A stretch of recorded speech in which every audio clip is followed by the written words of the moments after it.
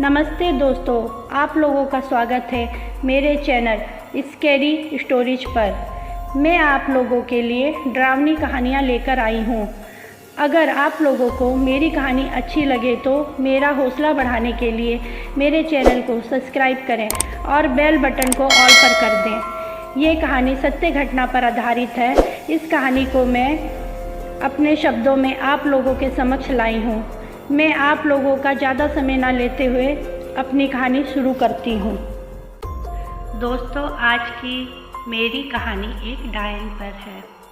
गांव की हवेली के सेठ रतन लाल बहुत अच्छे इंसान थे। उनकी शादी के कई साल बीत गए थे। उनकी बीबी राखी को कोई संतान नहीं थी। राखी का व्यवहार भी लोगों के साथ अच्छा नहीं था। बस सब लोग सेठ की इज्जत करते थे, इसलिए राखी से भी थोड़ा बहुत बातें कर लिया करते थे। राखी की एक ननंद सीमा और एक देवरानी गीता थी। राखी को कोई संतान नहीं थी, पर उसकी देवरानी गीता को एक बेटा और एक बेटी थी। राखी गीता को देखकर बहुत चिढ़ती थी, पर सेठ अपने भाई के बच्चों को बहुत प्यार करता था। राखी की ननंद को बच्चा होने वाला था। राखी अपनी ननंद सीमा से भी बातें नहीं करती थी, पर सीमा अपनी छोटी भाभी गीता के पास आती जाती रहती थी। सीमा के दोनों भाई सीमा को बहुत प्यार करते थे। रतन लाल अपनी पत्नी राखी को सबके साथ अच्छे से रहने की सलाह देते थे, पर राखी का व्यवहार बदलता नहीं था। एक दिन राखी गांव में कुएं से पानी लेने जाती है। उसे रास्ते में एक साधु मिल जाता है। वो राखी को देखकर बोलता है कि बेटा पानी पिला दे। राखी साधु को बोलती है, बगल में कुआं है, जाकर पी लो। साधु राखी को देखकर बोलता है कि बेटा तुम्हें कोई संतान नहीं है। राखी साधु की बात सुनकर चलते जाती है। तभी साधु बोलता है कि तुम्हें संतान हो सकती है। राखी ये बात सुनकर रुक जाती है और बोलती है, कैसे बाबा? तो साधु बोलता है कि नवजात शिशु, वो भी लड़का, उसकी बलि अमावस को देने से तेरे घर में भी लड़का हो सकता है। पर नवजात शिशु वही चाहिए जो अपने माँ बाप की पहली संतान हो। जब तुम उस बच्चे की बलि दोगी तो तुम्हें एक सफ़ेद डायन दिखेगी। वो डायन तुम्हें जैसा जैसा बोलेगी तुम वैसा वैसा करना। फिर देखना, उसके बाद तुम्हारे घर एक लड़का पैदा होगा। राखी साधु बाबा की बात मान जाती है। अब राखी अपने घर जाती है और अमावस का इंतज़ार कर रही थी। तभी सुबह खबर आती है कि सीमा को एक लड़का हुआ है।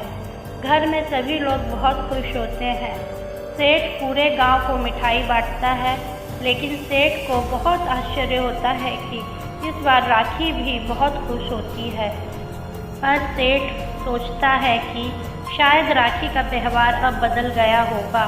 सीमा बगल वाले गांव में ही ब्याही थी, इसलिए सेठ अपनी बहन से मिलने अपने सभी परिवार के साथ जाता है। सेठ अपनी बहन बहनोई के लिए बहुत से कपड़े, जेवर और फल मिठाई लेकर जाता है और अपने बहन के बच्चे के लिए पालना आदि बहुत सी चीज़ें लेकर जाता है। सब लोग बहुत खुश थे। राखी भी साथ में गई थी। सीमा बड़ी भाभी को देखकर बहुत खुश होती है, पर उसे क्या पता था कि ये खुशी सिर्फ कुछ दिन की ही है। अब सब लोग अपने घर जाते हैं। 2 दिन बाद अमावस की भयानक रात आई। राखी रात में सबके दूध में नींद की दवा मिलाकर पिला देती है। अब हवेली में सब लोग गहरी नींद में सो रहे थे। फिर राखी अपनी ननंद के घर चुपके से पहुंचती है और उसके बच्चे को लेकर जंगल में एक बहुत बड़ा पीपल का पेड़ था, वहां जाकर बच्चे की बलि देती है। बच्चे की बलि देते ही एक सफ़ेद डायन आती है और वो राखी को और 4 बच्चों की बलि देने को बोलती है। इस बार लड़के छोटे बड़े कोई भी हो सकते थे या किसी जानवर की बलि भी दे सकती थी, उस सफ़ेद डायन ने अब राखी को अपने काबू में कर लिया था। अब राखी अपने घर के लिए निकलती है तो वो उसी साधु बाबा को सफ़ेद डायन के पास जाते देख लेती है और वो साधु के पीछे पीछे जाकर साधु और डायन की बातें सुनती है। साधु डायन से बोल रहा था कि अब तू मेरा पीछा छोड़ दे, मैंने तुझे एक नया शिकार दे दिया है। साधु और डायन की ये बातें सुनकर राखी बीच में आ जाती है और साधु से बोलती है कि तूने मुझे धोखा दिया है, मैं तुझे नहीं छोड़ूंगी। साधु हंसते हुए बोलता है कि अगर तेरे पति को, गांव के लोगों को अगर तेरा सच पता चलेगा तो पहले तो वो लोग तुझे नहीं छोड़ेंगे। राखी साधु की बातें सुनकर डर जाती है और डायन से बोलती है कि मैं तेरे हाथ जोड़ती हूँ, तू मेरा पीछा छोड़ दे, मुझे नहीं चाहिए कोई भी बच्चा। पर डायन बोलती है कि मैं तुझे खा जाऊँगी, तू मेरे लिए शिकार लेकर आएगी, चाहे जानवर या बच्चा, मैं अब आसानी से तेरा पीछा नहीं छोड़ूंगी। राखी अपने घर जाती है। अब सुबह सेठ को घर पर सीमा का बच्चा खो जाने की खबर आती है। घर में सब बहुत परेशान होते हैं। सीमा का रो रो कर बुरा हाल हो गया था, पर किसी को भी ये पता नहीं था कि बच्चा कहाँ गया।